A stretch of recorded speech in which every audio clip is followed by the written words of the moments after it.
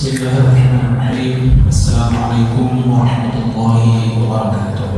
Waalaikumsalam.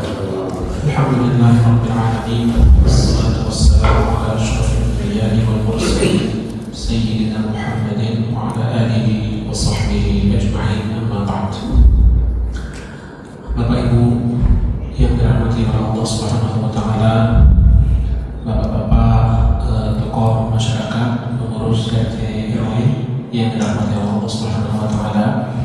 Sebelum kita mulai masuk ke hadis kedua, mari sama-sama kita pasang niat sebanyak mungkin, niat untuk silaturahmi, niat untuk menuntut ilmu agama, niat untuk mempelajari hadis Nabi Sallallahu Alaihi Wasallam, niat untuk lebih mendekatkan diri dan memperbaiki diri lillahi ta'ala. Semoga semua niat-niat baik yang kita pasang dalam hati masing-masing dicatat oleh Allah Subhanahu wa taala. Kita mulai dengan bismillahirrahmanirrahim. Pertemuan kali ini kita masuk ke hadis kedua. Hadis ini berbicara tentang Islam, iman, dan ihsan. Nanti akan kita bahas satu persatu setelah kita membaca dulu hadisnya. Hadis ini diriwayatkan oleh Sayyidina Umar. Yang pertama kemarin Sayyidina Umar, yang kedua juga Sayyidina Umar. An Umar radhiyallahu anhu, diriwayatkan dari Sayyidina Umar radhiyallahu anhu. Sebagaimana kita sudah pernah bahas sebelumnya, radhiya itu artinya Allah telah ridha. Radhiyallahu anhu berarti Allah telah ridha kepadanya. Kata-kata Allah telah ridha, radhiya, ini seolah-olah bila difahami begitu saja, itu artinya kan kita sok tahu bahwa apakah benar Allah sudah ridho. Meskipun ini kan Umar, Sayyidina Umar itu jelas di dalam Al-Quran itu radhiyallahu anhum, kata Allah telah ridho kepada para sahabat Nabi. Di kasus lain misalnya ketika kita mengucapkan ibu saya almarhumah itu yang dirahmati Allah. Terus misalnya ustaz siapa yang sudah meninggal, rahimahullah, itu artinya Allah telah merahmatinya. Yang orang meninggal berarti Allah merahmati di alam kubur atau di alam barzakh. Nah ini kan redaksinya seolah-olah kita mendahului sesuatu yang kita belum tahu. Kalau boleh jujur kita bertanya pada diri kita sendiri, ketika misalnya kita bilang ibu saya, almarhumah ibu saya, apa kita tahu bahwa ayah kita, ibu kita itu benar-benar mendapat rahmat Allah di alam kubur dan dipastikan masuk surga? Kita tidak tahu. Tapi kenapa kita menyebutnya rahimahullah, Allah telah merahmati almarhum ibu saya, almarhum bapak saya? Nah ini dalam bahasa Arab disebut dengan kata yang bentuknya bukan doa, tetapi maknanya doa. Jadi almarhum itu artinya semoga Allah merahmati bapak saya. Almarhumah semoga Allah merahmati ibu saya. Dalam bahasa Arab disebut pendek saja almarhumah ibu saya, almarhum bapak saya, almarhum kakek saya, dan seterusnya. Maka kenapa ini kita bahas? Ada orang, ini saya mengalami sendiri, belajar di Madinah, kebetulan baru belajar. Jadi pada tahun pertama, tahun kedua. Ada juga yang di Mesir, ada di negara-negara Arab. Ketika dia melihat redaksi ini, dia baru belajar bahwa dalam bahasa Arab itu ada kata kerja seperti dalam bahasa Indonesia juga bukan bahasa Indonesia tidak ada waktunya. Maksudnya kalau membaca tidak dijelaskan membacanya kapan. Dalam bahasa Arab semua kata kerja itu ada waktunya. Di sini radhiyallahu anhu, radhiya telah berarti sudah selesai. Berarti Allah telah ridho. Kalau misalnya kasusnya sahabat Nabi, oke, karena memang di dalam Al-Quran sudah jelas Allah bilang radhiyallahu anhu, Allah yang bilang. Para sahabat Nabi itu semuanya diridhoi oleh Allah Subhanahu wa taala. Radhiyallahu anhum. Sekarang bagaimana kalau kata kerja ini untuk selain bahwa dalam bahasa Arab memang disebutkan sudah, tetapi maknanya itu bukan memastikan kita tahu, kita sudah memastikan, tidak, maksudnya itu berdoa. Sehingga kalau kita bilang ummi, ibu saya, rahimahullah, Allah telah merahmatinya, itu maksudnya bukan telah benar-benar kita tahu, tapi semoga Allah merahmatinya. Itu orang Arab dari dulu tahu begitu. Tapi orang Indonesia karena baru tahu bahasa Arab menganggap kok ini orang bilang rahimahullah terus almarhum itu kok seolah-olah mendahului takdir. Padahal kita belum tahu bapak kita dirahmati Allah apa tidak, masuk surga apa tidak, kok udah bilang almarhum. Nah, itu berarti nggak ngerti tradisi bahasa Arab yang begitu. Almarhum dibilang maksudnya semoga Allah merahmati bapak saya. An Umar radhiyallahu anhu, aidan ini hadis kedua. Bainama nahnu julusun 'inda Rasulillah sallallahu alaihi wasallam. Ketika kami, berarti kami ini lebih dari 2 orang sahabat Nabi yang sedang duduk bersama Nabi. Ketika kami sedang duduk di sisi Nabi sallallahu alaihi wasallam, zata yaumin, pada suatu hari, إذ طلع علينا رجل شديد بياض الثياب. Tiba-tiba ada orang yang muncul menghampiri kami. Orang yang muncul ini pakaiannya putih banget. Syadidu bayad al-thiyab. Pakaian yang dia pakai ini putih banget. Nah, dalam hadis ini Sayyidina Umar mengatakan tola'a. Kita mungkin dengar kata tola'a itu kan tola'al badru alaina. Tola'a dalam bahasa Arab itu datang atau keluar, itu banyak redaksinya, banyak kata kerja, banyak kata yang bisa digunakan untuk mengatakan orang itu datang. Di sini pakai tola'a, padahal kata lain banyak. Kenapa tola'al badru? Tola'a itu kan artinya terbit sebetulnya datang. Nah, Sayyidina Umar memakai kata tola'a di sini untuk menggambarkan orang yang baru datang tadi, karena yang datang itu agung, bukan sosok sembarangan.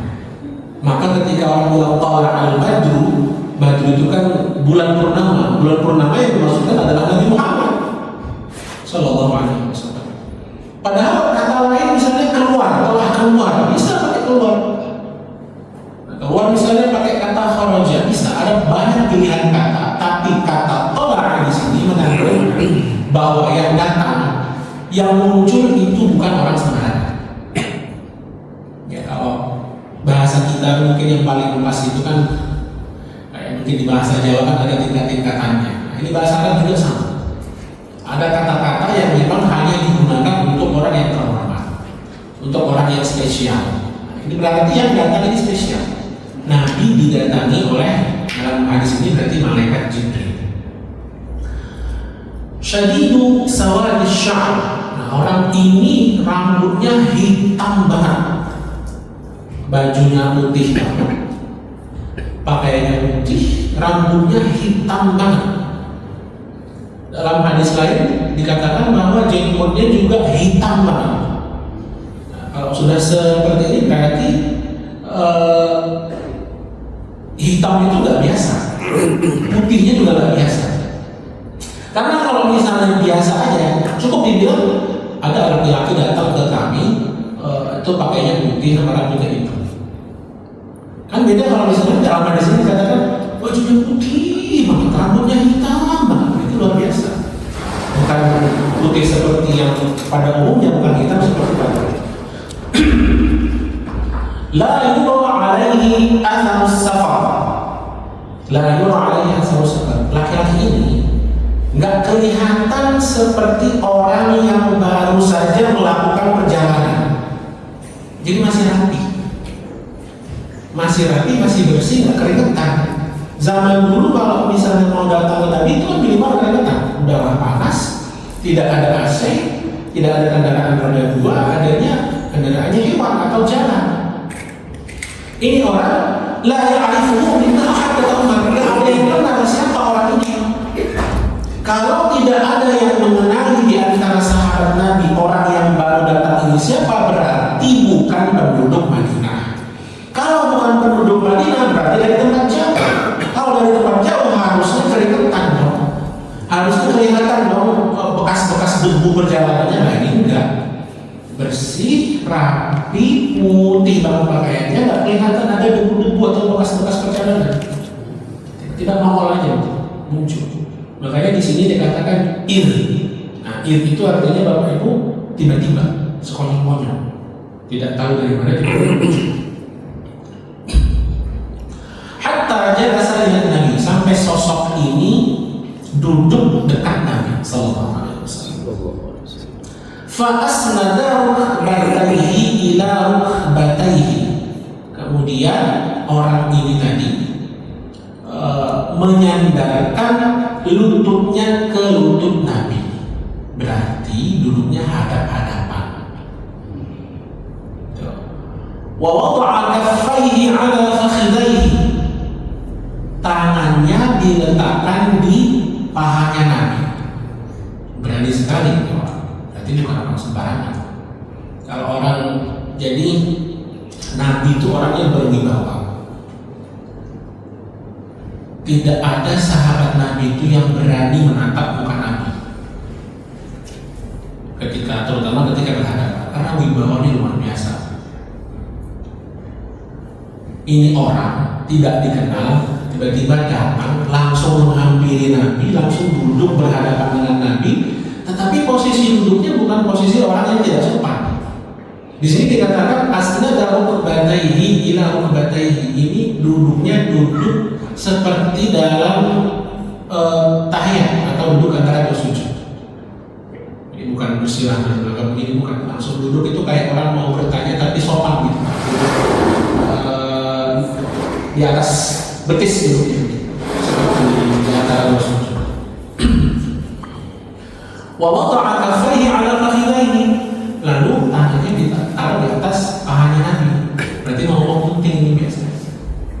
Nabi membiarkan saja karena Nabi sudah tahu siapa itu. Waqala, orang itu berkata, para sahabat menyaksikan.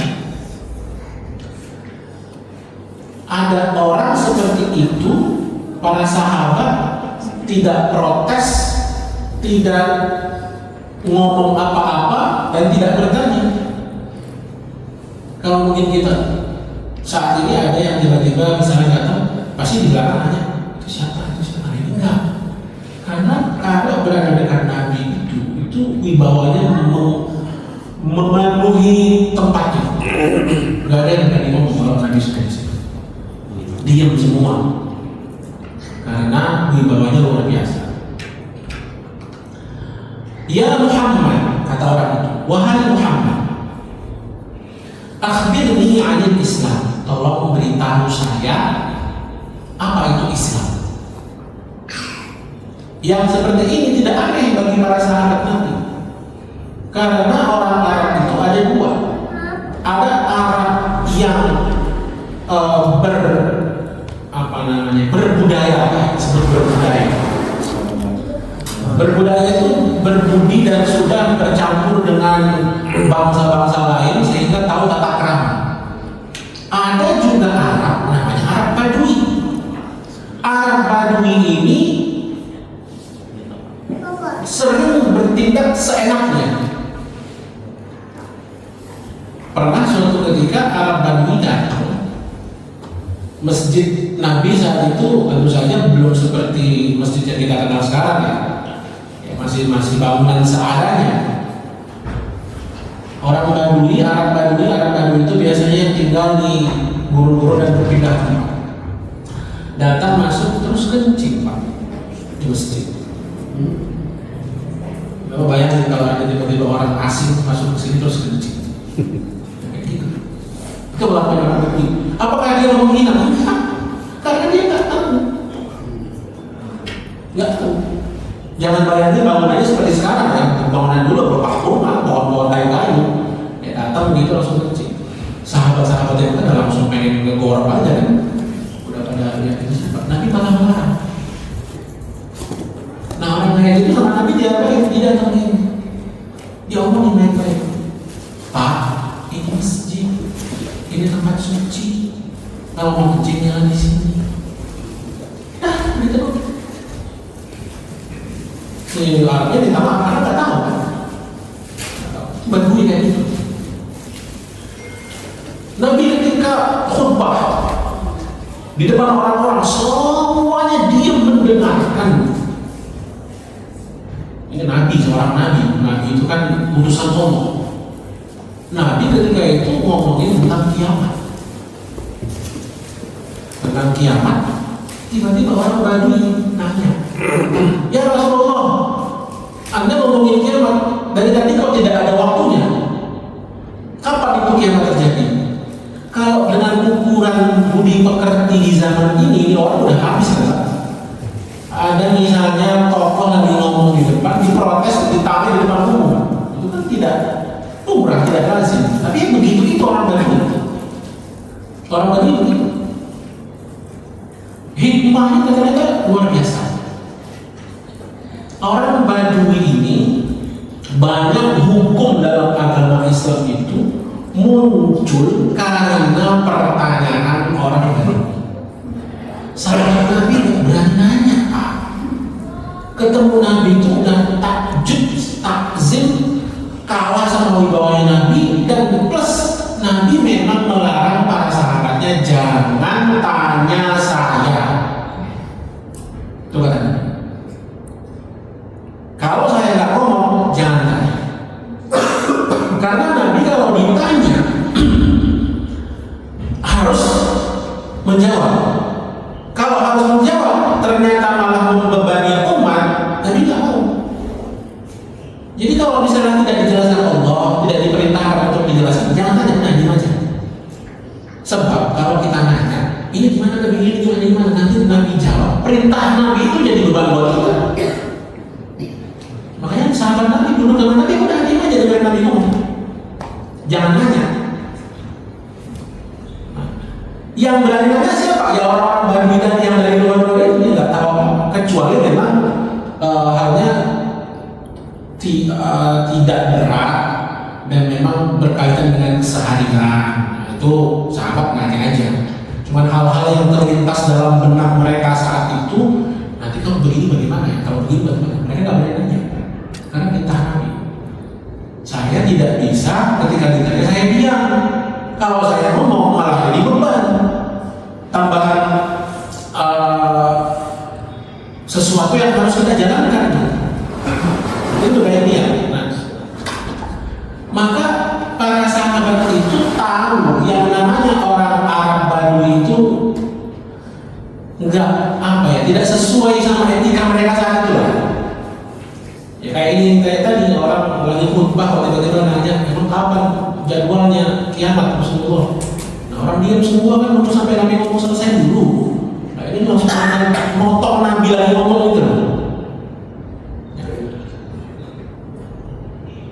Tapi para sahabat meskipun ada ketidaksukaan dengan orang-orang yang semacam ini, orang Arabi kalau dalam hadis itu atau Badui, mereka banyak berterima kasih kepada Arab Badui yang bertanya kepada Nabi. Ada beberapa hadis yang khusus muncul hanya gara-gara orang Badui bertanya. Pertanyaan-pertanyaan orang Arab Badui tadi ini itu sebenarnya sudah ada tersimpan dalam hati dan benak para sahabat, pengen ditanyakan tapi nggak berani. Diwakili oleh orang Arab Badui tadi. Ketika Nabi ngomong kiamat, ngomong cerita tentang kiamat, orang pasti bertanya-tanya. Kan penasaran Pak? Siapa yang nggak penasaran kapan kiamat? Apalagi baru pertama kali mendengar dari seorang Nabi. Nabi ngomong nanti akan ada kiamat. Kiamat itu begini. Ya orang penasaran, orang pengen nanya, tapi kan nggak berani.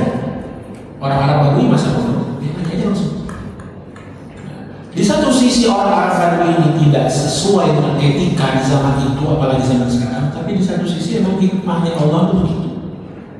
Para sahabat dididik untuk tidak bertanya banyak kepada Nabi karena akan memberatkan umatnya juga.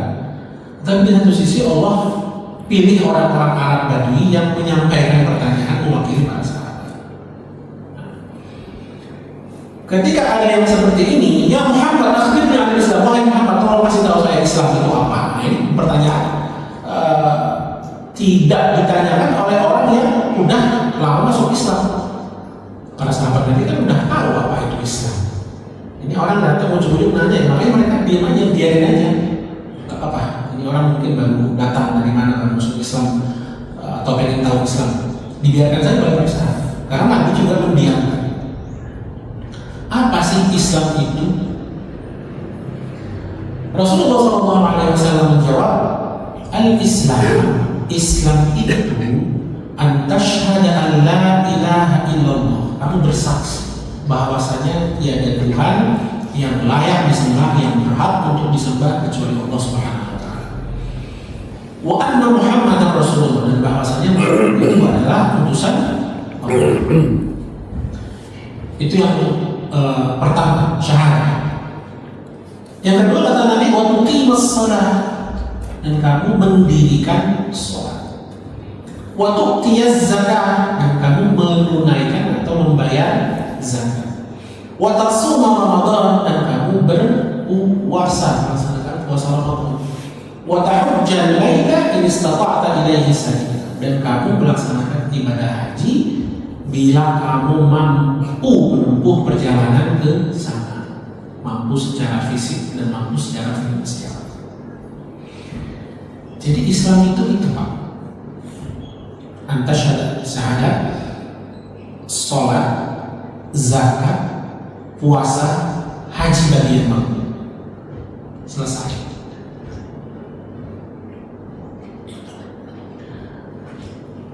Suatu ketika, ini pernah kita bahas juga di sini, tapi tidak mengapa kalau diulang-ulangi. Dalam Sahih Bukhari dan Sahih Muslim diriwayatkan bahwa ada seorang Arab Badui, Arabi. Nah, ini tipe-tipe yang tadi yang kerja di masjid. Ya, tipe-tipe orang dari Arab Badui kolot kali, orang Arab kolot. Ya Rasulullah, wahai Rasulullah, akhbirni madza faradallahu alayya min shalah. Tolong beritahu saya, kewajiban sholat saya itu apa aja sih? Apa yang diwajibkan Allah pada saya? Sholat apa saja yang wajib? Nabi menjawab, as-salawat al-khams, sholat 5 waktu. Illa an tatawwa syai'an. Kalau mau ditambah, silakan sholat tatawwu. Yang wajib cuma 5 kali. Itu kata Nabi. Akhirnya madza faradallahu alayya min as-siyam. Tolong beritahu saya, kata orang Arab Badui tadi, puasa apa saja yang harus saya lakukan? Nabi menjawab, syahr Ramadan, 1 bulan puasa, bulan Ramadan. Illa an tatawwa syai'an, kecuali Anda mau nambah, silahkan nambah, tapi yang wajib cuma bulan puasa tadi. Akhirnya madza faradallahu alayya min az-zakah. Terus zakat apa saja yang harus saya keluarkan? Kata orang Arab Badui. Ini orang udah Islam, sudah tahu. Dia menjawab, syariat Islam, apa yang disyariatkan Islam? Zakat fitrah, zakat mal, zakat harta. Ada beberapa zakat, zakat barang dagangan, zakat harta temuan, zakat tanah yang baru dibuka, yang udah pada tahu kan. Walladzi akramaka, demi zat yang telah memuliakanmu, kata orang-orang Badui itu. Sumpah demi Allah, itulah kemudian.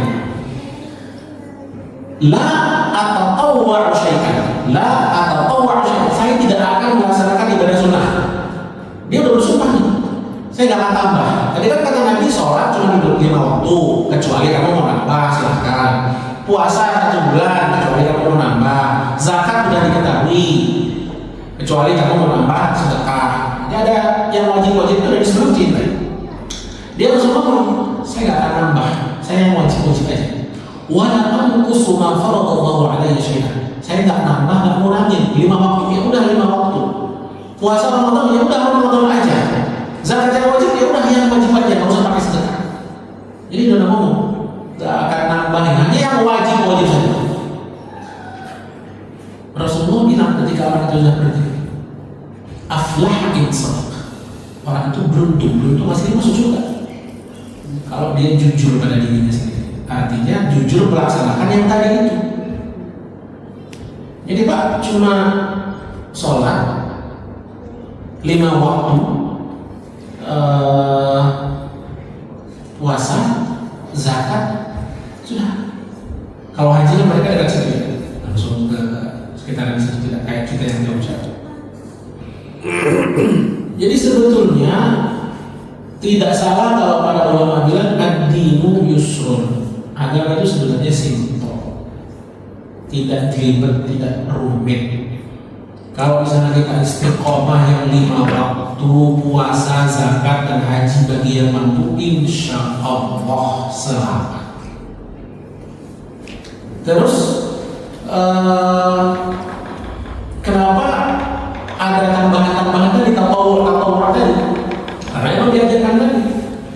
Sekarang begini Bapak, orang Arab Badui yang tadi yang karakternya begitu. Salah satu karakter Arab Badui itu adalah keras. Keras tapi komitmen. Orang Arab Badui kalau bilang A akan terus bilang A. Itu karakternya begitu. Kalau dia bilang saya akan istiqomah sholat 5 waktu, puasa Ramadan dan mengeluarkan zakat, akan dilakoni. Omongannya bisa ditentukan orang yang karakter dulu. Makanya Nabi ngomong aflah in sadaq. Benar dia sampai akhir hayatnya begitu, insya Allah surga. Dalam kaitan lain, dakhala al-jannata in sadaq. Insya Allah masuk surga kalau dia jujur pada diri sendiri atau istiqomah melaksanakan yang barusan diomongin.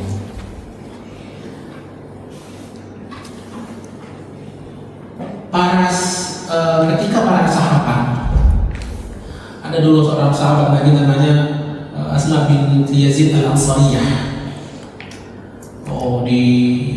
Sudah beberapa tahun berlalu, para Nabi sudah beberapa kali mengutus pasukan untuk berperang.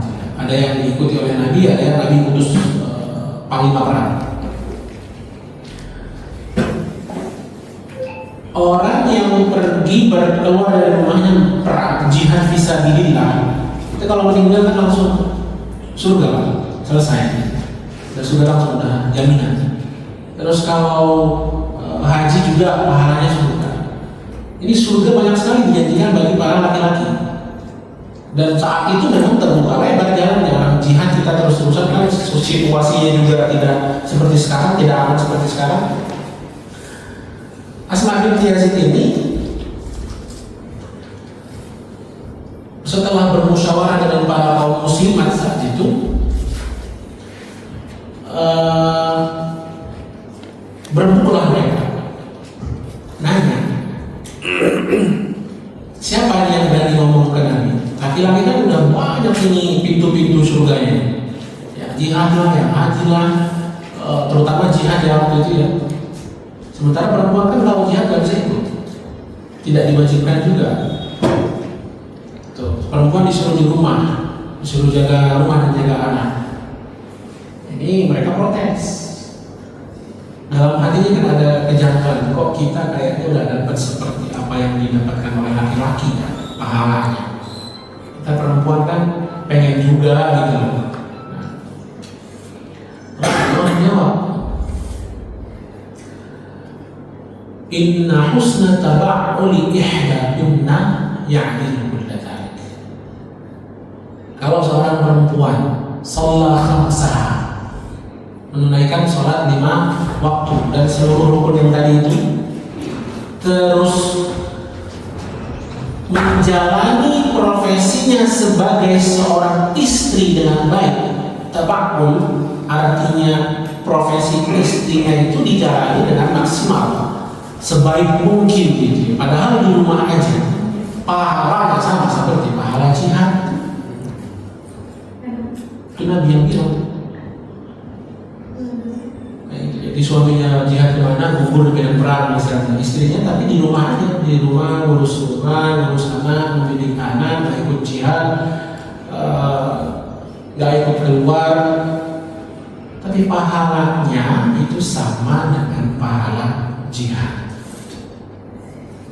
Luar biasa. Nah, kita lanjut ke hadisnya. Yang pertama tadi syahadat.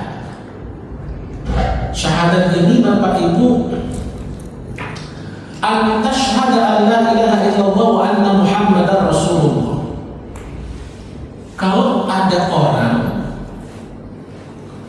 ini banyak terjadi di barat misalnya, dia udah belajar gimana cara puasa, ikutan puasa, gimana caranya sholat, dia udah belajar sholat, sedekah dia udah belajar sedekah, tinggal ngomong syahadat doang belum nih.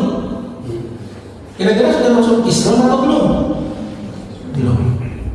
Syahadat itu harus diucapkan dan disaksikan orang, gak cukup pakai hati.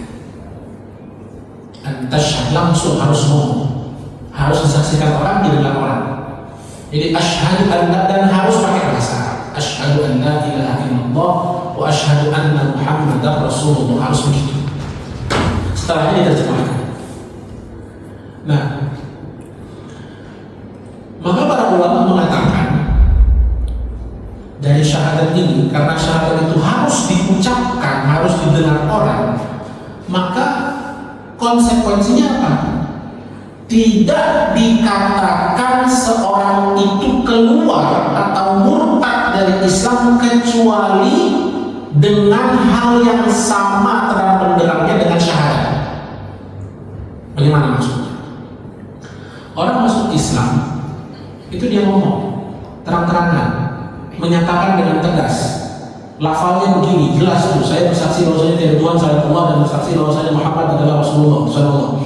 Maka tidak boleh kita menghukumi orang ini kafir, orang ini keluar dari Islam, kecuali dia menyatakan dengan terang-terangan hal yang bertentangan dengan ini. Contoh, dia bilang, saya bersaksi bahwasanya saya keluar dari Islam, ngomong di depan orang. Nah itu kan untuk zaman sekarang, kira-kira Bapak Ibu, sekeras apapun perbedaan kita dengan saudara kita sesama muslim, ada nggak muslim yang ngomong begini? Saya bersaksi, tolong dengarkan semuanya, saksikan saya keluar dari Islam dan saya tidak mengakui Nabi Muhammad adalah Rasulullah. Ada nggak yang seperti itu? Nggak ada, Bapak Ibu. Maka para ulama itu dari lafal tasyahud, lafal syahadah ini sudah berusaha sekuat tenaga bagaimana orang yang mudah mengucapkan syahadat jangan sampai dianggap keluar dari Islam, jangan dikeluarin. Apapun dosanya, jangan dikeluarin. Kalaupun dosanya udah segunung sedemikian besar, maksiat yang terang-terangan, caranya bagaimana? Ada namanya istitabah, diajak bertaubat, bukan langsung dikeluarin dari Islam. Maka di banyak negara Islam saat ini, banyak sekali negara Islam itu presidennya, terutama di Arab itu, di Arab dan daerah Tam-Tam segala macam itu, saya dengar dari teman-teman kita yang dari Tajikistan, pemimpinnya Islam, namanya Muhammad, namanya Ali, tapi sholatnya nggak sholat, nekar umat Islam, nekar umat Islam, zolimnya luar biasa, zolim. Cuman ulama sudah tahu, karena yang model pemimpin yang seperti ini bukan baru zaman sekarang, dari zaman dulu udah banyak yang begitu, yang memimpin ya sholat. Bahkan Yazid bin Muawiyah pernah menghalalkan Mekah Madinah selama 3 hari. Jadi Mekah Madinah itu tanah haram. Haram itu punya kehormatan yang harus dijaga. Nggak boleh ada darah tertumpah di situ, nggak boleh perang, nggak boleh bertikai, nggak boleh melakukan kejahatan, karena dia punya kehormatan luar biasa. Nah, Yazid bin Muawiyah, anaknya Muawiyah, itu melabrak semua itu, dilanggar, dibunuhi semua orang di Madinah, di Mekah yang bertentangan sama dia. Tapi zaman dulu sudah ada yang seperti itu. Tapi Yazid bin Muawiyah ini udah kayaknya nggak ada deh pemimpin umat Islam di negara Islam yang lebih parah dari Yazid bin Muawiyah itu kan. Separah-parahnya presiden di negara-negara atau raja lah di negara-negara Islam saat ini belum ada yang berani menghalalkan pembunuhan di tanah haram kan? Belum ada. Tapi meskipun begitu ulama nggak mau bilang Yazid itu kafir. Zolim luar biasa. Nggak ada orang yang sezolim dia, nggak ada. Tapi untuk menyatakan kafir, karena apa? Belum ada si Yazid nggak ngomong di depan orang-orang. Saya keluar dari Islam, kalau dia masih ngaku Islam. Ya biarlah nanti itu urusan dia sama Allah. Maka Bapak Ibu, urusan Islam ini, syahadat ini penting untuk kita jaga. Jangan sampai kita melabeli atau menghukumi ke saudara kita keluar dari Islam hanya gara-gara hal yang kita tidak sepakati. Contoh, sebagian ulama mengharamkan tradisi ulang tahun. Ada ulama yang mengharamkan, banyak ulang tahun itu. Sebagian ulama, bahkan lembaga-lembaga fatwa resmi negara-negara Islam, Mesir, Syria, Yordania, itu tidak mengharamkan ulang tahun. Jadi selamat ulang tahun macam. Ada yang mengharamkan karena itu tradisinya Muslim, pakai apa namanya itu lilin segala macam lah, gitu ya, ucapan ulang tahun. Bahkan ada tokoh yang jelas-jelas bilang yang mengharapkan, yang melakukan ulang tahun itu sudah keluar dari Islam. Ada yang begitu. Nah, ini kalau kita kembalikan ke tradisi ulama-ulama zaman dulu, nggak berani Pak bilang begitu. Kenapa? Ada kaidah yang jelas-jelas bilang, man dakhala fil Islam, barang siapa yang masuk ke dalam agama Islam dengan sesuatu yang terang benderang, yaitu syahadah tadi, semua orang lihat, dengan tidak boleh dikeluarkan kecuali dengan sesuatu yang terang benderang juga, yaitu ucapan juga yang mengatakan saya keluar dari Islam, saya tidak percaya dengan Muhammad. Nah, hal-hal yang kecil selain itu bisa dihukumi mengeluarkan orang dalam agama Islam, bisa. Ada hal-hal selain yang saya bilang tadi, dihukumi orang ini kafir, bisa. Dihukumi orang ini keluar dari Islam, bisa. Tapi bukan kita yang ngomong. Siapa yang ngomong? Qadhi itu kalau di Indonesia berarti ketua MA, Mahkamah Agung.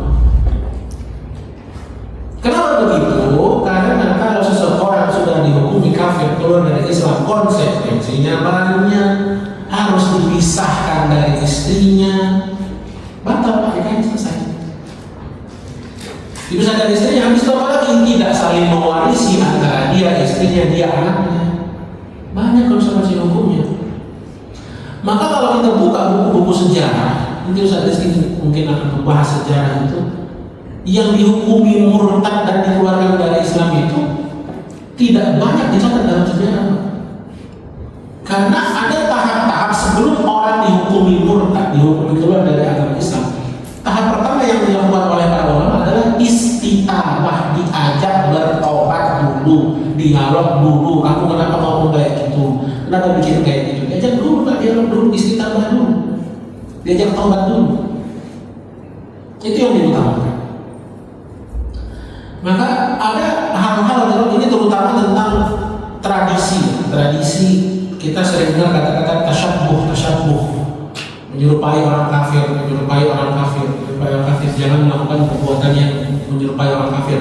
Dalilnya sering diucapkan, man tasyabbaha biqaumin fahuwa minhum. Barang siapa yang menyerupai suatu kaum, maka dia akan dianggap sama dengan mereka, bukan dari golongan mereka. Artinya ya bukan dari golongan umat Islam.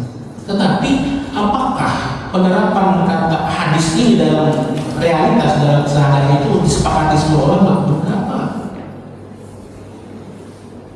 Dalam bahasa Arab, tasyabbah itu artinya bukan menyerupai.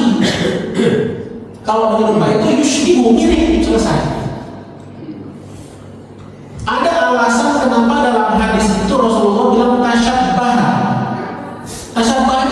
menyerupai Pak. Kalau diterjemahkan dalam kamus menyerupai, kalau bagi orang yang tahu ilmu bahasa Arab, tasyabbah itu bukan menyerupai.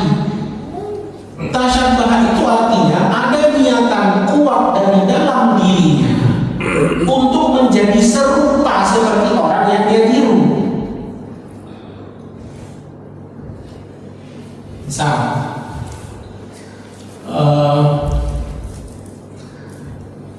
di tradisi Hindu misalnya dia ke Bali, terus dengan kesadaran penuh dan memang dalam hatinya ada keinginan kuat untuk menjadi seperti orang Hindu. Misalnya dia melakukan ritual apa, namanya apa gitu di sana, nah itu baru tasyabbah, artinya harus punya keinginan kuat. Karena kalau artinya menyerupai saja tidak pakai tasyabbah, yushbihu, ada kata lain dalam bahasa Arab lebih tepat. Karena pada kita sama-sama manusia nih, agama lain manusia, apapun agamanya kita sama-sama manusia. Baju koko kita ini kira-kira dari tradisi Islam atau bukan? Cina. Bukan, dari tradisi Tiongkok. Baju koko. Koko. Kan koko, bukan baju takwa. Kita ngomongnya akhirnya baju takwa kan? Baju koko itu bukan dari Islam. Koko. Tuh, sementara kita sholat pakai baju koko. Kalau ukurannya menyerupai saja kacau semua kita kan. Ini Ustaz kita dari baju koko nih. Kacau. Maka ulama itu hati-hati betul ketika memahami dan menerapkan. Para ulama menetapkan satu itu harus benar-benar punya keinginan kuat untuk mirip. Apakah ada orang yang seperti itu? Banyak KTP-nya Islam, tapi tradisinya bukan tradisi Islam. Memang dia yang pengen kayak gitu. Dia Islam, tapi gaulnya sama non-Islam yang gaya hidupnya luar biasa. Memang dia yang aja berarti. Contoh, orang Islam, teman-temannya non-Muslim semua. Karena ingin dianggap toleransi dan sebagainya, akhirnya ikut ibadahnya diikuti, datang ke tempat ibadahnya, ikut melakukan ritual. Nah, berarti kita sendiri kalau ditanya kayak gitu gimana? Apakah itu sekedar cuma ikut-ikutan? Kalau udah sampai, ada beberapa tokoh yang kita kenal, tokoh publik, tiba-tiba muncul fotonya lagi di mana begitu melakukan ritual umat agama lain. Yang ritual itu jelas-jelas menandakan ritual agama, bukan ritual Islam. Nah, udah jelas-jelas misalnya ketika kita lihat ada orang dengan mata kepala sendiri ya, bukan dengan foto-foto bisa direkayasa dan sebagainya. Tiba-tiba dia langsung begini, foto dengan pakaian umat agama tertentu.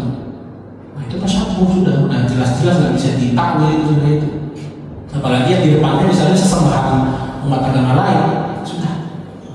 Walaupun begitu, kita bisa lihat ada orang yang seperti itu. Kira-kira kita sebagai orang awam berhak nggak untuk menyatakan orang itu kafir? Memvonis kafir itu tanggung jawabnya qadhi, karena memvonis kafir itu konsekuensi hukumnya panjang. Itu satu. Yang kedua, Nabi SAW memang mengingatkan barang siapa, kalau ada seorang muslim yang mengatakan kepada saudaranya sesama muslim ya kafir, wahai kafir, gitu ya, maka dia lebih pantas disebut kafir daripada yang dia kafir. Kembali kepada diri sendiri. Nabi melarang. Lalu kita bagaimana? Saya yakin alhamdulillah dalam keseharian kita nggak ada orang yang perlu dianggap kafir, kan? Masih standar artinya beda, oke, beda tidak masalah. Anda ikut ustaz sana silakan, saya ikut ustaz ini silakan, sama-sama orang Islam yang diikuti.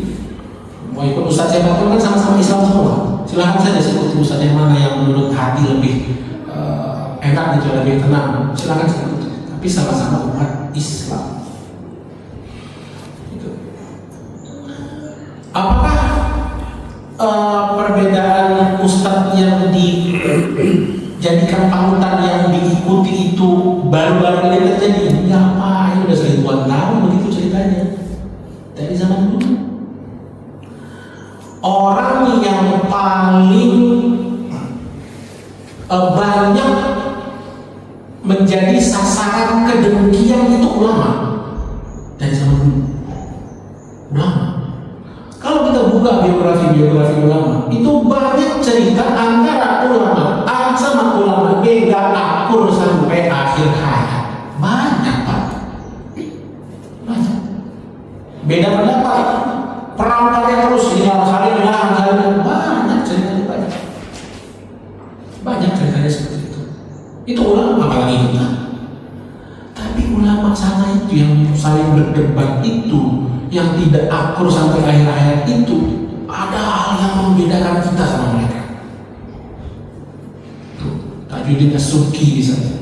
As-Subki itu dalam tanda kutip ini artinya dengan bahasa zaman sekarang, bukan beneran. Itu musuh bebuyutannya Syekh Ibnu Taimiyah. Musuh bebuyutan. Perang nggak pernah akur itu, nggak pernah. Tapi orang-orang yang seperti itu, Syekh Ibnu Taimiyah, As-Subki, kalau lawannya meninggal, wafat duluan misalnya, apa yang terjadi? Orang yang paling kencang mendoa itu justru mereka. Mendoakan kebaikan. Paling sedih yang mereka juga. As-Suyuti, saya dengar ya, Suyuti. Saya lupa namanya beliau. Itu muridnya Ibnu Hajar. Pengarang Syarah Arba'in An-Nawawi juga, orang Mesir. Gak pernah akur seumur hidup.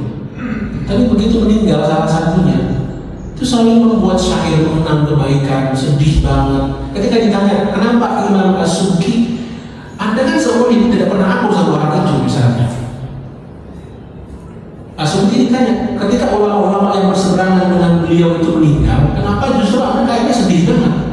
As-Subki bilang ini, saya takut. Jangan-jangan saya tidak suka sama dia itu karena urusan dunia. Ada terbesit dalam hati saya itu, saya misalnya berbeda pendapat sama dia, bukan karena Allah saya bencinya sama dia itu, tapi karena urusan dunia. Saya takut seperti itu. Nah, orang-orang yang hatinya sudah sampai di level ini, nanti dalam hadis ini disebut dengan martabat ihsan. Nanti ada di hadis ini di akhir, orang-orang yang seperti itu. Jadi misalnya Imam Ibnu Taimiyah itu debat sekeras-kerasnya dengan orang, tapi ngomong jelas, saya tidak pernah ngajak debat orang awam. Beliau apa yang terjadi di buku, ya udah biarin di buku, saya debat sama ulama-ulama, silahkan, tetap saudara saya. Kita sementara ini sampai dari zaman dulu sih, yang meliputi itu kan yang di bawah. Tokoh-tokohnya yang diikuti mana Quran aja, ada main-main aja, ketemu aja, nggak ada yang saling laknat lah, saling ini nggak ada. Karena sama-sama tahu semuanya itu rujukannya sama, Al-Quran sama Sunnah. Semuanya ingin membela agama Allah. Caranya beda, hasil berpikirnya beda, yang namanya manusia bagaimana? Para ulama bilang itu innal ikhtilaf, perbedaan pendapat itu la yufsidu fil mawaddatil qadiyah, tidak boleh memperkeruh hubungan baik antara sesama muslim. Hubungan cinta dan kasih sayang sesama muslim itu tidak boleh dirusak karena perbedaan pendapat dalam agama. Susah Pak memang, tapi itu kaidahnya.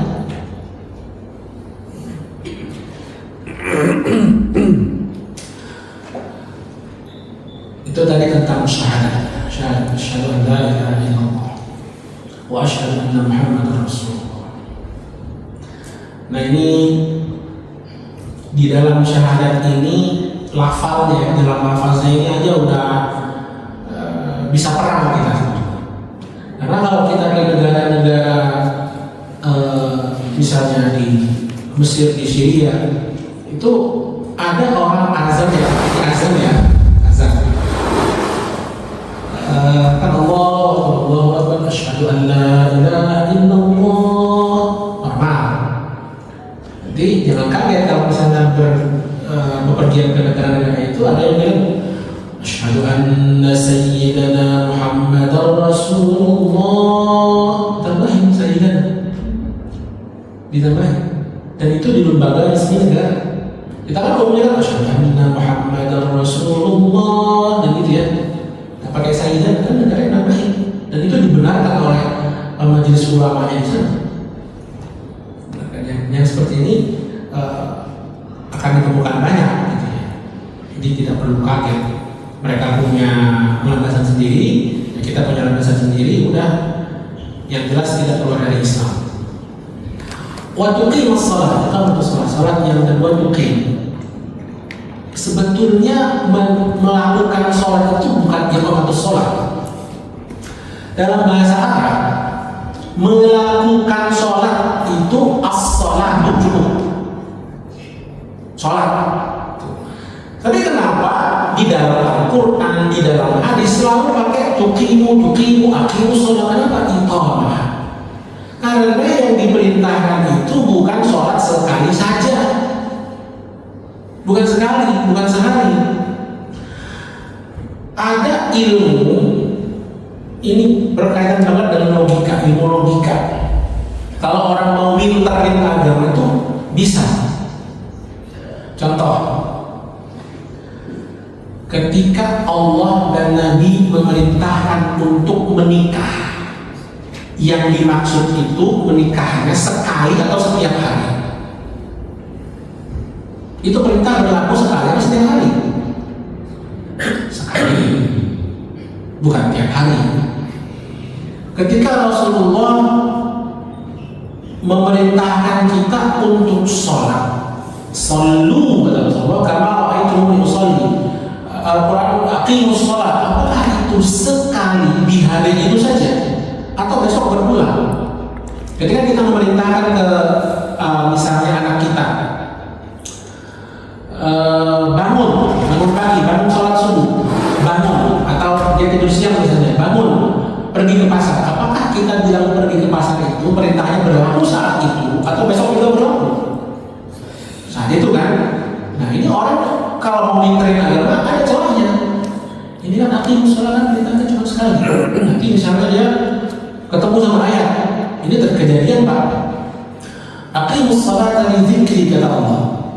Dirikanlah sholat, tunaikanlah sholat untuk mengingat. Tapi tujuan sholat itu kan untuk mengingat Allah. Nah sekarang saya sudah ingat Allah, nggak perlu sholat Pak. Ada Pak yang kayak gitu, ada kelompok yang kayak gitu ada. Nah ini yang diwanti-wanti oleh para ulama. Maksudnya bagaimana? Al-Quran itu kan 6.236 ayat. Ayat hukum hadisnya itu ada yang bilang 120.000, ada yang bilang 60.000. Itu harus dipahami secara utuh, semuanya harus dibaca, nggak boleh sepotong bacanya kayak tadi. Wa aqimus sholata li dzikri, dirikanlah salat untuk mengingatku. Lah, subhanallah, saya sudah ingat Allah, berarti nggak perlu sholat. Kan nggak kayak gitu. Contoh lagi misalnya, ihdinas siratal mustaqim, kita setiap kali sholat bilang itu, tunjukilah kami ke jalan yang lurus. Terus kata orang Islam, nah kamu sholat tapi minta ditunjukin ke jalan yang lurus, berarti kamu belum di jalan yang lurus. Nah ini karena dia cuma baca Al-Fatihah, nggak baca Quran utuh. Quran utuh bilang kan Allah ada siratal mustaqim. Karena di jalan itu adalah jalan yang lurus.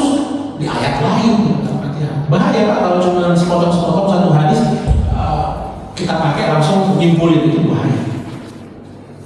Kenapa ulama itu jadi ulama? Ya karena tadi prosesnya panjang.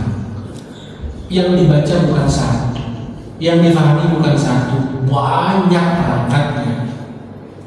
Apakah kita bisa jadi ulama? Bisa, asalkan tadi itu waktu yang kita gunakan untuk belajar lebih daripada yang lain.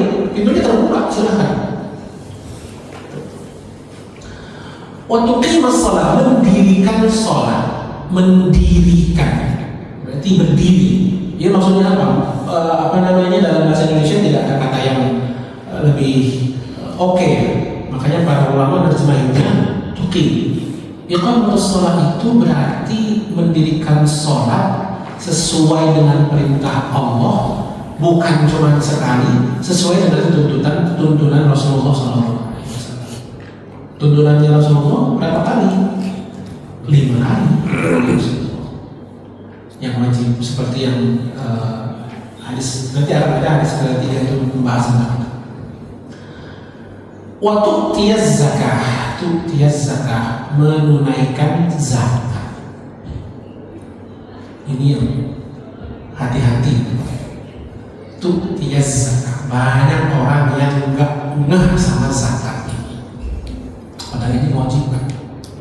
Kenapa nggak ngeh? Orang sholat 5 waktu ada ininya, ada panggilannya. 5 kali sehari dipanggil, tinggal terus. Zakat, kapan harus ngeluarin zakat harta? Tanggal berapa? Berapa jumlahnya?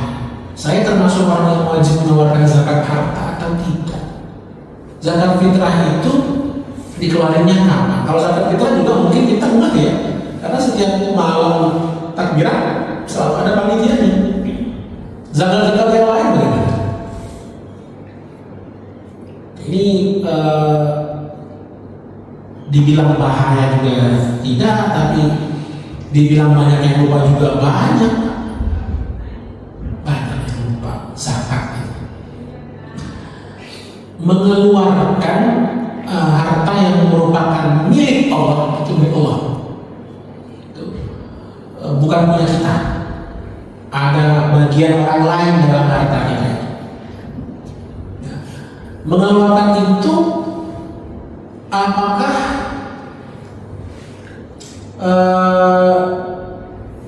ada pengingatnya dari masjid, dari pemerintah, dari pengurus RT RW? Nggak ada. Bapak Ibu misalnya, ini biasanya Bapak Ibu juga sebetulnya kalau menyimpan emas perhiasan, emas lebih dari besok dikeluarkan nggak itunya zakatnya? Nggak ada yang itu. Kalau di negara-negara Arab mereka udah punya patokan. Pokoknya Ramadan itu di negara Arab adalah waktu mengeluarkan zakat mal. Mereka ngitungnya pakai tahun Hijriah kan, setahun sekali. Nah kita Ramadan kan tidak terbiasa dengan seperti itu, budayanya kita belum masuk. Meskipun tidak semua kita juga wajib mengeluarkan zakat mal, tapi banyak yang lupa. Sampai bertahun-tahun nanti datang ke Ustaz, saya baru ngeh ternyata saya harus mengeluarkan zakat mal karena nisabnya sudah sampai dan haulnya sudah sampai. Berapa tahun? 10 tahun. Kenapa? Karena nggak tahu, nggak ada yang ngingetin. Sekarang harga emas berapa?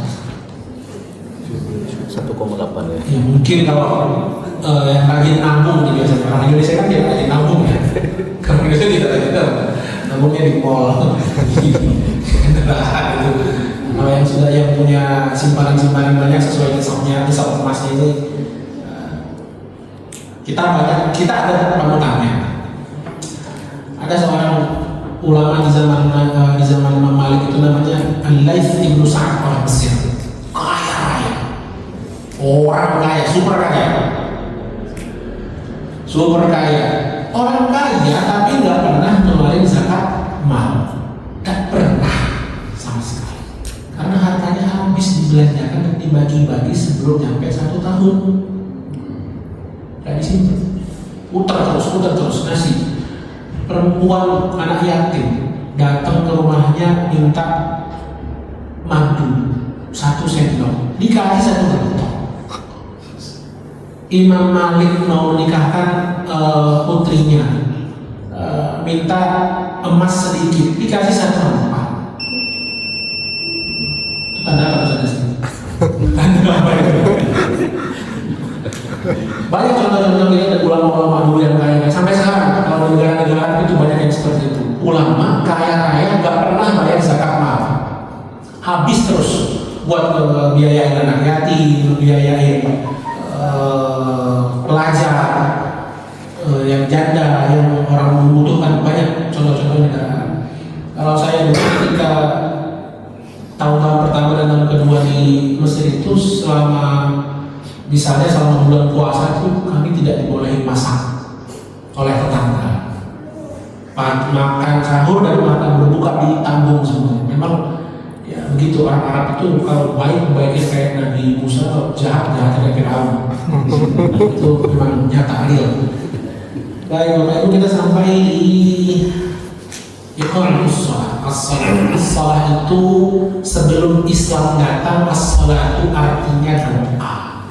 Jadi kalau kita ke negara-negara Arab seperti Yordan dan Mesir dan Syria yang masih banyak Kristennya, itu mereka bilang ibadah minggu misalnya, as-shalatul ahadiyah, sholat, mereka bilangnya sholat.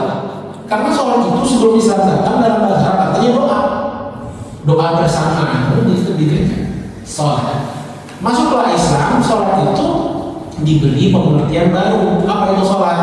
Sholat itu adalah sejumlah atau seperangkat serangkaian perbuatan yang dimulai dengan takbir dan diakhiri dengan salam. Itu sendiri Islam memberikan makna baru. Baik Bapak Ibu, apakah ada pertanyaan? Kalau tidak ada kita lanjut sampai 10. Kalau ada kita ya. Tadi saya terkait syahadat ini ya, kita kan lahir orang tua muslim ya. Nah ketika lahir turunan Islam keturunan ya. Nah jadi apakah tadi yang dibilang Ustaz harus syahadatnya terang benderang? Nah, dulu sementara kita kan nggak paham ini ya, belum baca syahadat mungkin ya, atau belajar syahadat dari guru-guru kita atau dari orang tua aja itu. Kalau udah masuk Islam. Ya, alhamdulillahnya kita dilahirkan dari keturunan muslim. Keluar dari Pada dasarnya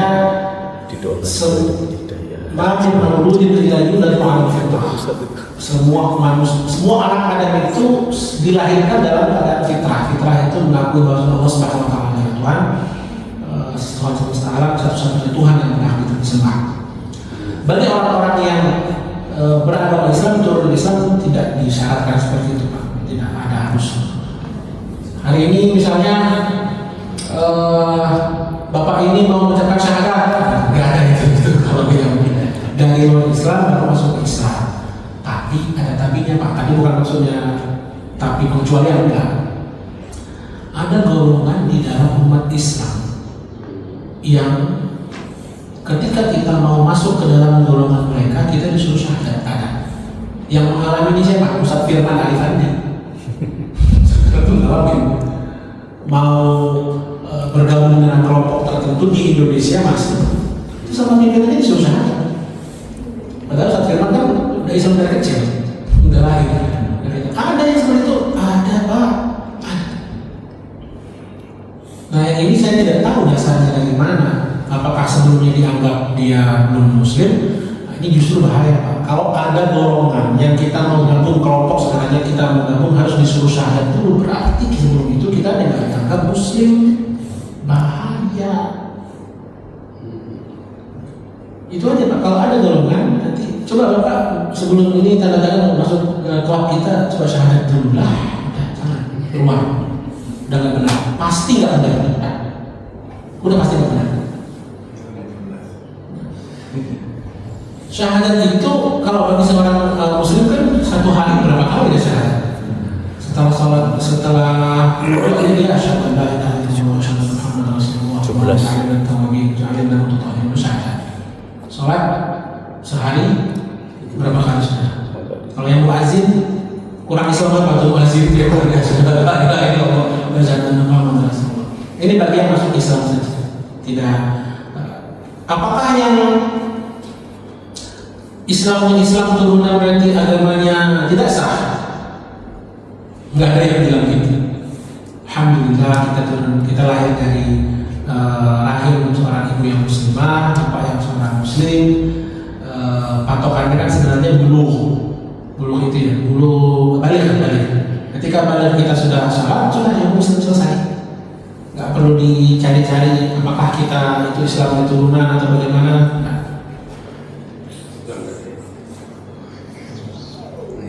Lagi Pak. Yang kedua nih Ustaz, kita kan ada anak perempuan ya, misalkan dia mau menikah, kemudian suaminya misalkan agamanya non muslim, dia karena mau menikah dia masuk muslim, kemudian dia sampai punya anak, dan sepanjang perjalanan pernikahan dia ternyata non muslim, jadi balik lagi ke agama yang lama. Nah tadi yang seperti Pak Ustadz bilang kan, kita tidak boleh menghukumi orang muslim kafir karena panjang efeknya. Nah kalau seperti itu efeknya berarti seperti apa ya? Maksudnya ke anaknya, apakah memang nggak sah anaknya, misalkan sebutnya anaknya haram atau pernikahannya nggak sah, kemudian harus pisah, kemudian apakah bapaknya juga kena ikut dosanya juga, atau seperti apa, karena impaknya juga besar. Ada kaidah dalam fikih itu Pak, an-nasu yahkumuna biz-zawahir. Jadi manusia itu, kita itu nggak akan pernah tahu isi hati seseorang, itu nggak bisa. Yang kita bisa hukumi yang terlihat saja dari zahir. Dia masuk Islam, menurut pengadilan, menurut KUA sudah selesai, lengkap semua rukunnya, sudah sesuai semua syarat, selesai. Nah kemudian di tengah jalan misalnya terjadi seperti itu, apa yang kita lakukan? Ada namanya pengadilan agama. Pengadilan agama itu nanti mereka punya investigasi sendiri, nanya sampai ke dalam-dalam pengadilannya sendiri. Cara satu-satunya kita sebagai warga negara yang melapor ke pengadilan agama. Kalau misalnya kita udah yakin, wah udah jelas-jelas kita lihat ternyata malah ke tempat ibadahnya yang lama, berarti kita ngapain? Kita nggak punya kuasa. Yang bisa membatalkan nikahnya kita bukan pengadilan agama. Ada Pak, jangan silakan ke pengadilan agama. Mereka punya prosedur sendiri langkah-langkahnya, karena kasus yang seperti itu bukan satu, sudah beberapa kasus. Saya tidak tahu jumlahnya berapa. Saya pernah ke Bali Pak, ke pinggiran Bali yang memang tempatnya aman lah ya, tempat yang bersih. Kan ada Bali yang buat bule, ada yang Bali buat turis muslim, itu kan ada sendiri tempatnya. Kita ke musola sholat zuhur waktu itu. Di hari itu ada perayaan agama Hindu. Otomatis orang-orang yang beragama Hindu kan ke pura, mereka ada acaranya pakai baju yang putih dan sebagainya gitulah. Itu ada baju adat kan mereka kan. Saya ke Bali, ke musola, ada beberapa mobil yang saat itu sholat zuhur di situ. Ada yang suaminya sholat, istrinya di luar pakai pakaian Hindu. Ada yang suaminya di mobil, istrinya ke dalam pakai mukena. Ya ternyata banyak yang begitu Pak, banyak yang begitu. Saya bilang banyak kan, saya lihat langsung, bukan satu dua. Padahal ya pakaian baru melakukan ritual agama lain kan, masih pakai pakaian adat, masih pakai pakaian yang ritual keagamaan di hari itu. Nah, itu wewenangnya pengadilan agama. Bagaimana kalau misalnya itu terjadi di keluarga kita ya wajib untuk mengingatkan. Kalau anak terus kita biarin, ya kita sudah tahu dan melihat sendiri, bukan dengar dari orang. Itu ada prosedurnya, silahkan ke pengadilan agama. Itu bisa pertama kan nanti mereka punya prosedur, itu ditahqiq dulu. Pak, ditahqiq itu investigasi, dipastikan benar apa enggak. Jangan-jangan kita kan informasinya bisa jadi salah, bisa jadi benar. Kalau benar, apa prosedur selanjutnya mereka sudah tahu langkah-langkahnya. Kalau harus difasakh, fasakh itu dibatalkan nikahnya, hanya mereka yang berwenang untuk membatalkan nikahnya, bukan kita. Jadi kalaupun nanti ada kesalahan, dosanya kita nggak bertanggung dalam prosedur itu. Misalnya ada yang salah, kita sudah tidak ada tanggung jawab. Yang salah sih pengadilan agama, itu lebih selamat. Ya seperti itu. Pernah ada Pak terjadi kalau di Mesir itu ada tokoh dulu namanya Nasr Hamid Abu Zaid, itu pernah terjadi seperti itu. Namun dipisah, langsung pengadilan tinggi agama Mesir itu yang memutuskan pakai surat resmi stempel negara, memang pisah. Ya, pengadilan memutuskan dalam kita. Ya Pak ya. Itu kira-kira. Oke, mau Terkait dengan kafir tadi Ustadz, bahwa kan ada, kalau nggak salah ada hukumnya ya, kalau misalkan meninggalkan beberapa kali sholat Jumat, nah itu kafir gitu. Itu seperti apa Ustadz penjelasan? Para ulama itu beda pendapat ketika memahami hadis yang ada kafarahnya. Ada hadis yang banyak sekali dikutip itu, man tarkas sholata, barang siapa yang meninggalkan sholat muta'ammidan, dengan sengaja, faqad kafara, maka dia telah kafir jiharan, secara terang-terangan. Hadis yang beredaksi seperti ini berarti tak sholat kafir, langsung kafir. Nah, ketika para ulama meneliti perjalanan hidup Nabi, gitu ya, perjalanan hidup Nabi itu 23 tahun, itu dilihat kesehariannya bagaimana orang-orang di zaman itu, sampai mereka pada kesimpulan bahwa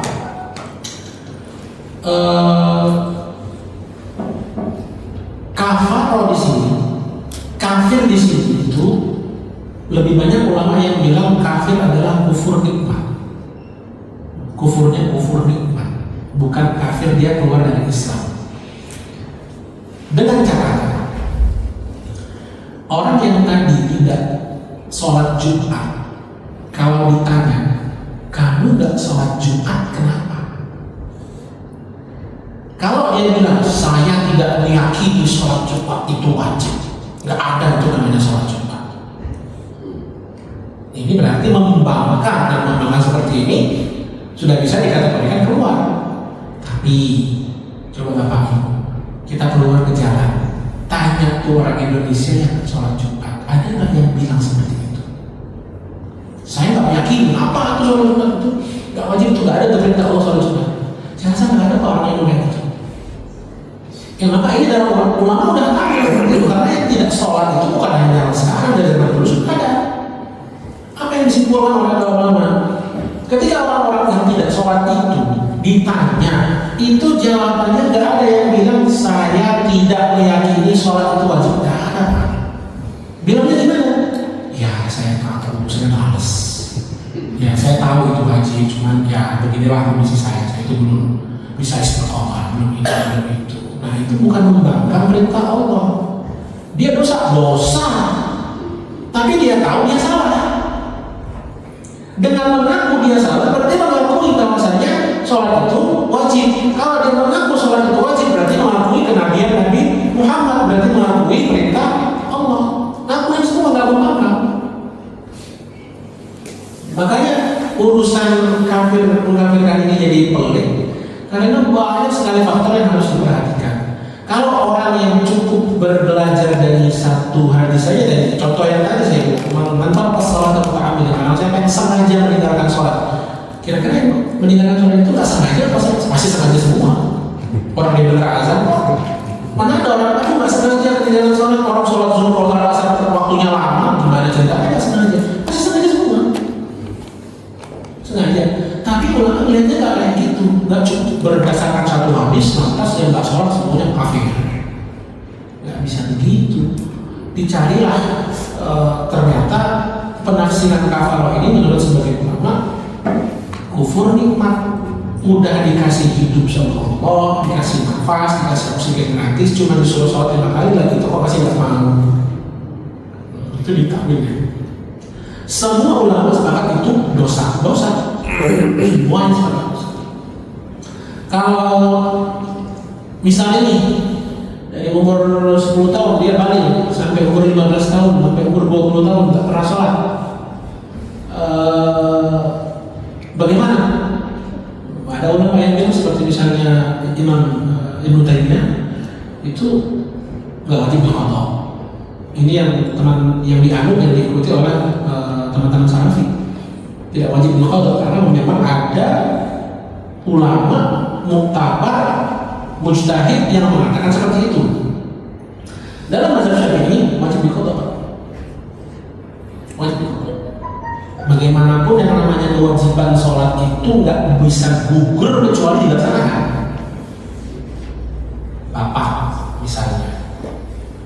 dari umur 20 belum kenal Islam, masih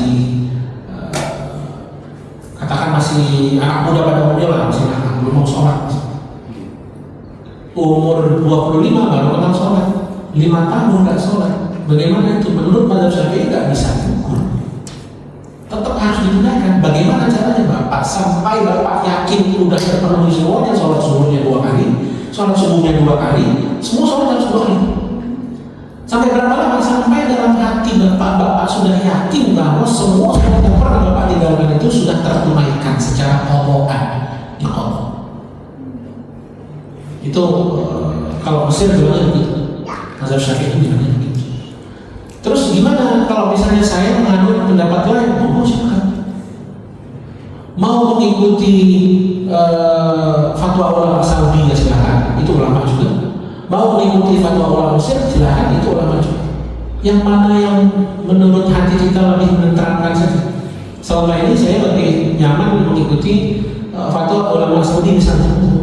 Beliau ulama-ulama juga. Saya lebih condong ikutin ulama Mesir, Yordania, mau silakan. Sama-sama ulama. Kita itu orang awam apa itu? Awam itu tidak punya ilmu kita itu untuk sampai ke derajat mereka. Jadi kita hanya bisa ikut. Tanggung jawabnya gimana nanti? Tanggung jawab siapa yang kita ikuti? Kita kan diperintah untuk bertanya kepada ahli ilmu. Fas'al ahla dzikri in kuntum la ta'lamun. Bertanyalah kepada para ulama kalau kamu tidak tahu. Kita di posisi tidak tahu bagaimana hukum sholat kita yang saya tinggalin dulu. Ya sudah bertanya kepada misalnya Ustadz A, Ustadz A bilang menurut Syekh ini begini, Ustadz B. Para ulama ketika menerangkan tentang kasus ini, kalau kita nanya ke satu ulama yang kita yakini agamanya bagus, kita yakin ini orang berilmu dan dia menjelaskan pertanyaan atau jawaban dari pertanyaan kita, wajib dilaksanakan.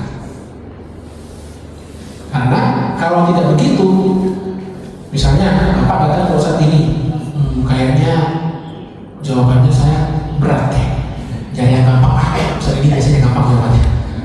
Nah setelah orang nanti berarti kita kayak gitu, nggak bisa Pak nyari-nyari celah itu terus nggak bisa, nyari-nyari Ustadz yang jawabannya bisa gampang. Nggak benar. Kita coba kita tanya dalam hati kita, kira-kira beragama dengan cara seperti itu, nyari-nyari yang mana yang gampang, kira-kira nyaman gak? Gak nyaman, dan kita dalam hati kecil kita sendiri makin berontak. Nyari ustadz yang udah terkenal enak ngomongnya. Beda cerita kalau misalnya Bapak datang ke Ustadz A misalnya, Ustadz A ini punya mazhab yang keras, mazhabnya keras, konsekuensinya gede. Itu terjadi di zaman dulu. Nanya ke ulama, ulama itu kalau menjawab dengan mazhab dia akhirnya orang ini gak sanggup. Akhirnya apa yang terjadi? Ulama ini bilang, kamu jangan nanya saya soal itu, nanya sana. Karena ulama ini tahu di mazhab sana itu lebih ringan. Itu beda cerita. Bukan kita yang nyari-nyari mana yang gampang, tapi ulama yang menyarankan, oh nah ini kayaknya kamu gak sanggup, kamu nanya sana, saya gak perlu jawab. Itu terjadi banyak dalam cerita biografi ulama seperti itu. Ulama yang benar itu yang kayak ini. Nah ini udah habis waktunya Pak ya. Ustadz Firman ngajar apa? Awal bulan. Hah? Fikih awal bulan. Fikih itu yang begini-begini tanyakan ke Ustadz Firman aja. Ustadz Firman yang lebih pakar soal itu karena hidupnya setiap hari itu menghadapi soal-soal seperti ini.